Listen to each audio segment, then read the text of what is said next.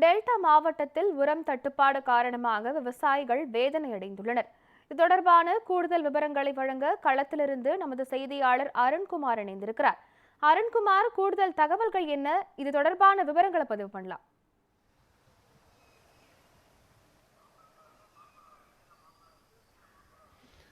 நிச்சயமாக பல ஆண்டுகளாக விவசாயிகள், அதாவது டெல்டா மாவட்ட விவசாயிகள் மிகப்பெரிய அளவிலான ஒரு கடுமையான பாதிப்புகளை சந்தித்திருக்கிறார்கள். விவசாயிகள் விவசாய நிலங்களில் போராட காட்டிலும் தற்போது அவர்கள் ரோட்டில் இறங்கி போராடக்கூடிய ஒரு அவலமான சூழல் தான் நம் நாட்டில் நடந்து கொண்டிருக்கிறது என்பது நம்ம ஆண்டுதோறும் பார்த்து கொண்டிருக்கிறோம்.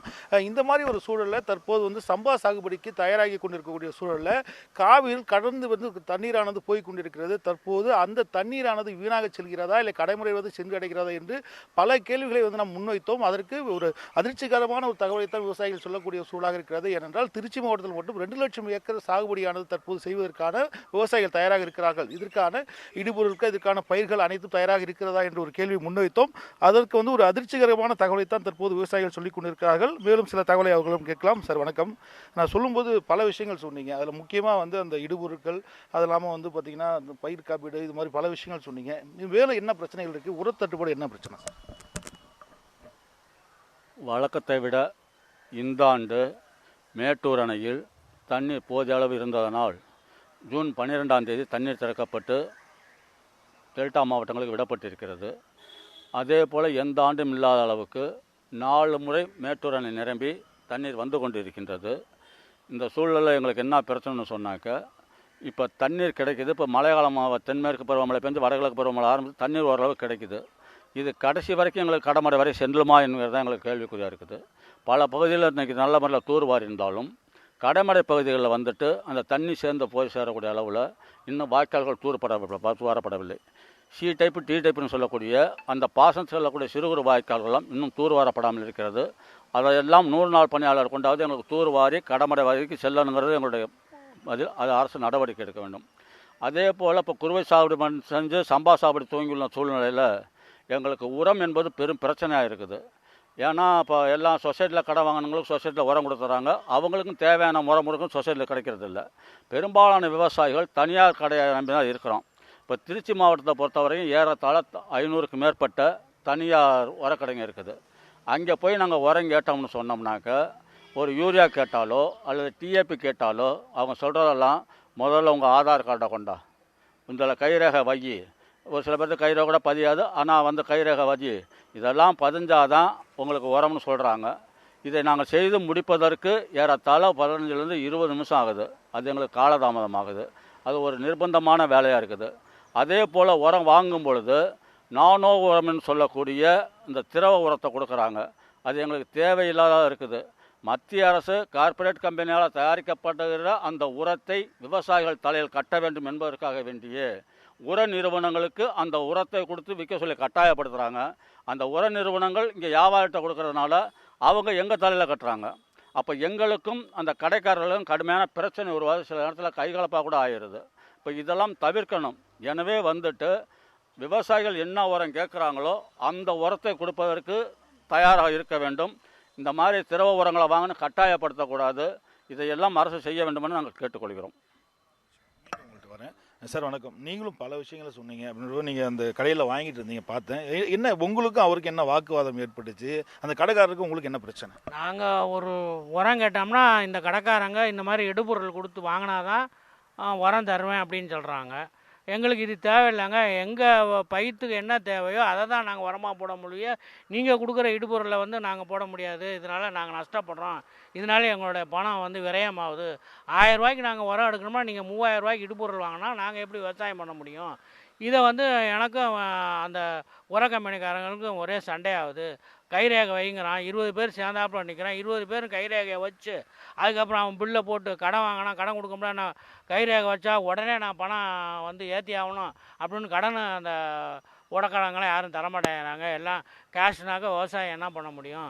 எல்லாம் கடன்லேயே பிறந்து கடன்லேயே சாகிற இந்த விவசாயிகள்கிட்ட எல்லா பேருமே ரெடி கேஷ் கொடுன்னா நாங்கள் என்ன பண்ண முடியும்? அதனால் அரசாங்கம் அடிக்கடி தனியார் உரக்கடையில் ரைடு பண்ணுறேன், நான் கண்காணிப்பு பண்ணுறேன்னு சொல்லி 10 நாளைக்கு ஒருக்கா அவங்கள இது பண்ணுறப்போ இருங்க உரம் எடுக்கணும் அர்ஜெண்ட்டாக போய் வாழையில் போய் ஆளுகளை நிறுத்திட்டு வந்து உரம் எடுக்க ஆட்டோவில் வந்து நிப்பாட்டினோம்னாக்கா இங்கே வந்து எல்லாம் செக் பண்ணிக்கிட்டு இருக்காங்க இப்போதைக்கு போட முடியாதுங்கிறாங்க. அப்போ எங்கள் வேலையெல்லாம் கெட்டு போகுதுல்ல, விவசாயம் கெட்டு போகுதுல்ல. இதெல்லாம் இந்த அரசாங்கம் வந்து இதில் வந்து எந்த அளவுக்கு வந்து விவசாயம் பாதிக்குதுங்கிறத தெரிஞ்சுக்கிட்டு அதிகாரிகளை கண்ட்ரோல் பண்ணணும் அப்படிங்கிறது தான் எங்களோட. எனக்கு என்ன இப்போ நீங்கள் சொன்னதில் எனக்கு என்ன கேட்குறீங்கன்னா, இப்போ நீங்கள் கேட்குற பொருள் கொடுக்குறாங்களா இல்லை அது இல்லைங்கிறாங்களா, கூடுதலாக என்னென்ன வாங்கணும்னு சொல்கிறாங்க, ஏன் அப்படி சொல்கிறாங்க? அதான் இடுபொருளாக இதை வாங்குங்க, நானோவில் டிஏபியை வாங்கிக்க, நானோவில் வந்து இந்த மாதிரி வாங்கிக்கோங்க அப்படிங்கிறாங்க, யூரியா வாங்கிக்காங்கன்னா அது வந்து எங்களுக்கு நாங்கள் 3-4 வருஷமாக போட்டு அதில் ஒன்றும் ரிசல்ட் கிடையாது, அதனால் வேணான்றோம். ஆனால் கம்பல் பண்ணுறாங்க. இதெல்லாம் தடுத்து நிறுத்தி விவசாயிகளோட நலனை காக்கணும் அப்படின்னு சொல்லி தான் நாங்கள் விரும்புகிறோம். அந்த விவசாயி திருச்சி மாவட்டம் உரம்லாம் வந்து கரெக்டாக கிடைக்குதா? அது என்ன மாதிரி பிரச்சனைகள் இருக்குது? அது வந்து நம்ம கேட்டோம்னாக்கா இன்றைக்கி வருது நாளைக்கு வருது தான் சொல்கிறாங்க. ரேட்டு போன தடவை பார்த்தீங்கன்னா 1300 விட்ட பொட்டாசு மறுபடியும் இந்த தடவை 1800 விலை ஏற்றிட்டாங்க. எப்படி பொட்டாசு சத்து இல்லைன்றாங்க, பொட்டாசு போடணுன்னு பார்த்தா 1800 ஒரு வாழைக்கு நாங்கள் எத்தனை மூட்டை வைக்க முடியும், நடுவுக்கு எத்தனை மூட்டை போட முடியும்? 2 மூட்டை 3 மூட்டை பொட்டாசு போட்டால் தான் 30 மூட்டையாவது 40 மூட்டையாவது நெல் அடிக்க முடியும். இவ்வளோ ரேட்டு ஏற்றினாக்கா எப்படி நாங்கள் பொட்டாசை வந்து நெல் பயிருக்கோ வாழைப்பயிருக்கோ போட முடியும்? அதனால் இந்த விலையெல்லாம் குறைச்சி நீங்கள் வந்து எங்களுக்கு விவசாயிகளுக்கு உறுதுணையாக இருக்குன்னு நான் கேட்டுக்கிறேன். சார், இப்போ சார் சொன்னது போல் நீங்கள் ஏற்கனவே பல முறை சொல்லியிருக்கீங்க, அதாவது அந்த உரங்கள் தட்டுப்பாடு பிரச்சனையாக இருக்குது அப்படின்றப்போ ஏன் அது முன்கூட்டியே வந்து உர தட்டுப்பாடு போக்குறதுக்கு இது நடவடிக்கை இல்லையா? உரத்தினுடைய ரேட்லாம் ஏறி வச்சுட்டாங்க, தேவையில்லாத பொருட்கள்லாம் கொடுக்குறேன்றாங்க, அது என்ன மாதிரி சார் நீங்கள் ஏதாவது கோரிக்கை முன் வச்சுருக்கீங்களா? நாங்கள் ஒவ்வொரு மாதமும் மாவட்ட ஆட்சியர் தலைவர் தலைமையில் நடக்கக்கூடிய விவசாயிகள் குறைதீர்க்கும் நாள் கூட்டத்தில் இந்த பிரச்சனைகள்லாம் மாவட்ட ஆட்சியாளர் கவனத்தை கொண்டு போக சொல்கிறோம். அப்போ வந்துட்டு வேளாண்மை துறையும் கூட்டுறவுத்துறையும் என்ன செய்கிறாங்க, நம்ம மாவட்டத்துக்கு தேவையான உரம் கையிருப்புக்குன்னு ஒரு பட்டியலை கொடுக்குறாங்க. யூரியா இவ்வளோ டன் இருக்குது, உரம் இவ்வளோ டன் இருக்குன்னு. ஆனால் அந்த சீசனில் போய் கேட்கும் பொழுது யூரியா இல்லை, டிஏபி இல்லை அப்படிங்கிற குறைபாடு ஒவ்வொரு வருஷமும் இருந்துக்கிட்டு இருக்குது. எங்களுக்கு எந்த சீசனில் எந்த உரம் கொடுக்கணும் அவங்களுக்கு தெரியும். ஆனால் அந்த சீசனில் அந்த உரத்தை இல்லாமல் பண்ணி விட்டுட்டு தட்டுப்பாட்டை வேணும்னு உருவாக்குறாங்களே நம்ம அச்சம் எங்களுக்கு இருக்குது. இதையெல்லாம் அரசு பரிசீலனை எடுத்துக்கணும். இப்போ குறிப்பிட்டு வந்துட்டு இப்போ எங்கள் விவசாய நிலத்துக்கு நாங்கள் எவ்வளோ உரம் போடணும்னு எங்களுக்கு தெரியும். அப்போ அதை தான் நாங்கள் கேட்குறோம். ஆனால் கடைக்காரங்க என்ன சொல்கிறாங்கன்னா, இல்லை ஒரு மூட்டைக்கு மேலே எங்களால் யூரியா கொடுக்க முடியாது, ஒரு மூட்டை 2 மூட்டைக்கு மேலே டிஏபி கொடுக்க முடியாதுன்னு அவங்க குறைக்கிறாங்க. அப்போ எங்களுக்கும் கடைக்காரங்களுக்கு இது ஒரு கடுமையான பிரச்சனை உருவாகுது. நான் பணம் தர்றேன், எனக்கு தேவையான உரத்தை கொடுனாக்க அதை தர மறுக்கிறாங்க. இதில் சில முறைகேடுகள் நடக்குதுனாக்கா முறைகள் நடக்கிற இடத்த விட்டுறாங்க.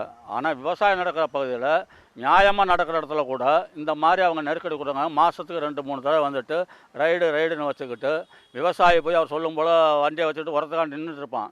இவங்க வந்து ரைடு நடத்திக்கிட்டு இருப்பாங்க. அப்போ கடை வியாபாரி வந்துட்டு விவசாய பார்ப்பார, ரைடுகள் அதிகாரிகளை பார்ப்பாங்களா? அவங்களுக்கு பயந்துக்கிட்டு அதை தான் முக்கியத்துவம் கொடுக்குறாங்க. அப்போ எங்களுக்கு விவசாயம் கடுமையாக பாதிக்கப்படுது. அங்கே விவசாய நிலத்தில் விவசாய கூலி தொழிலாளி உட்காரத்துட்டு நாங்கள் உரம் எடுக்க வருவோம்.